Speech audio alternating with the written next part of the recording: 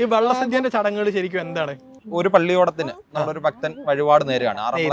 ആറന്മുള അമ്പലത്തിലെ ഏറ്റവും ഇഷ്ടമായ വഴിപാടാണ് വള്ളസദ്യ എന്ന് പറയുന്നത്.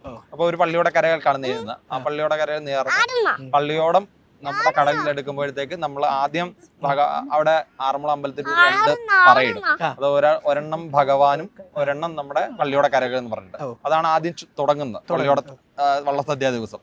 അതിനുശേഷം ഈ മാലയെല്ലാം പൂജിച്ച് വെറ്റ പോലെ എല്ലാം പൂജിച്ച് ഒരു 11 മണി സമയത്ത് നമ്മുടെ പള്ളിയോടെ കടവിൽ പള്ളിയോടെ ഇട്ടേക്കുന്ന പള്ളിയോടെ കടവിൽ വന്നിട്ട് വെറ്റ പോലെയും മാലയും പൂജിച്ച മാലയും എല്ലാം നമ്മുടെ പള്ളിയോടത്തിന് കൊടുത്ത് ഈ പള്ളിയോടത്തിലേറി എല്ലാവരും കടവിൽ വരും. കടവിൽ വന്നതിന് ശേഷം ഈ അഷ്ടമംഗല്യം സ്വീകരിച്ച് നമ്മളെ ഭഗവാൻ സങ്കല്പത്തിലെ അഷ്ടമംഗല്യം സ്വീകരിച്ച് നമ്മൾ പാട്ടുപാടി വലം വെച്ച് സദ്യ എടുക്കുന്നു. ഇതിന്റെ ബേസിക് കൺസെപ്റ്റ് എന്ന് പറയുന്നത് നമ്മുടെ ഭഗവാൻ തിരുവാറന്മുളയപ്പൻ ഒരാളായിട്ട് വരും എന്നുള്ളതാണ്.